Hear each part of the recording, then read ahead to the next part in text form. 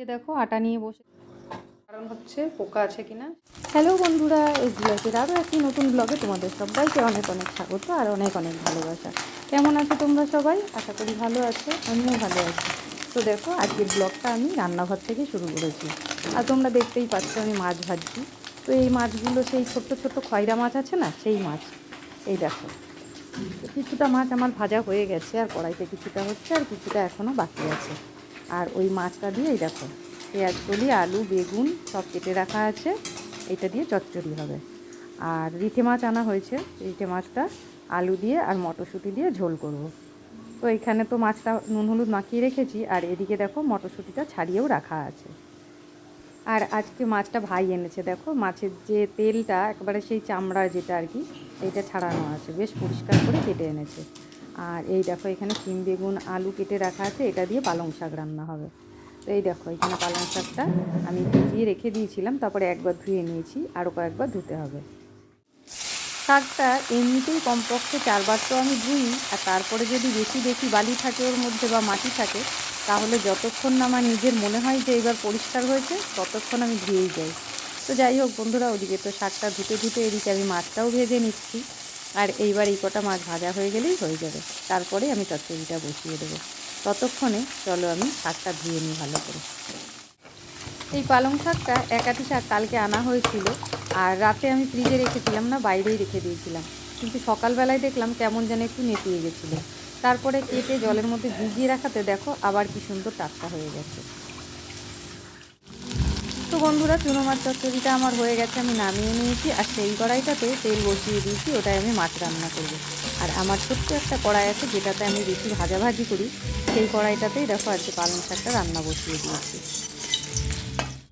তো বন্ধুরা, আবার ফিরে এলাম দেখো রান্না একেবারে কমপ্লিট করে। তারপর তো পালং শাকটা তোমাদের বলেছি একাঠি শাক, একদম অল্প একটু হয়ে গেছে। আর এইখানে দেখো ভাত করেছি, ভাতটা আমি আগেই করেছি, কেননা ভাই একটু তাড়াতাড়ি খায়, আজকে ভাইয়ের ছুটি আছে, সেই জন্য তাড়াতাড়ি ভাতটা রান্না করে নিয়েছি।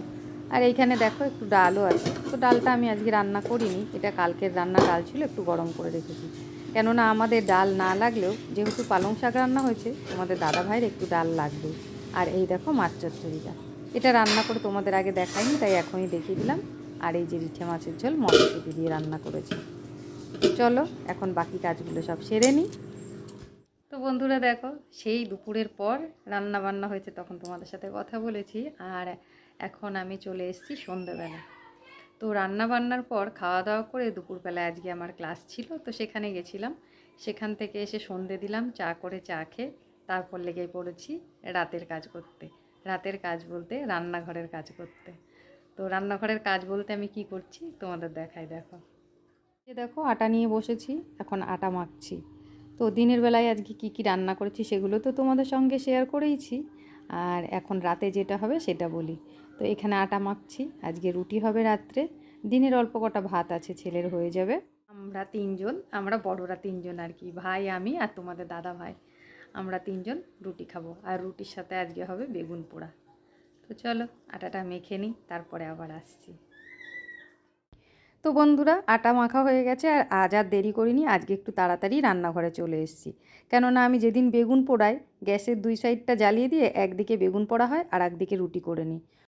কিন্তু আজ রান্নাঘরে অনেক কাজ আছে, তাই ভাবলাম রুটিটা আগে করে নিই, বেগুন পোড়াটা হতে হতে আমার ওই কাজগুলো সব হয়ে যাবে। আর এখন যেহেতু ঠান্ডার সময়, এখন না সকালবেলায় জল ঘাটার থেকে আমার মনে হয় রাতে জল ঘাটার কাজগুলো করে রাখাই ভালো। কেননা সকালবেলায় জল ঘাটাটা মনে হয় যেন বেশিই ঠান্ডা লাগে।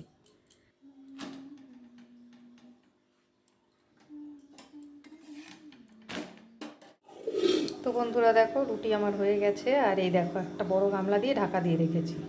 গরম রুটির জলটা, যেটা ঘামের জলটা, সেটা তাহলে আর রুটির মধ্যে পড়বে না, সাইডে পড়বে।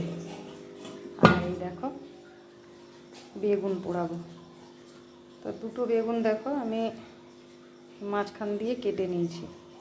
এটা কাটার কারণ হচ্ছে পোকা আছে কিনা সেটা দেখার জন্যে। এই দেখো এটাও কেটে নিয়েছি, দুটো বেগুনই পুরো ভালো। এই দুটো বেগুন আমি এখন পোড়াবো।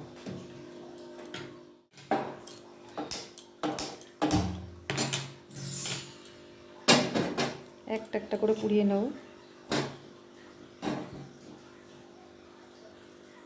বন্ধুরা দেখো, বেগুন তো পোড়া বসিয়ে দিয়েছি তোমরা দেখলেই।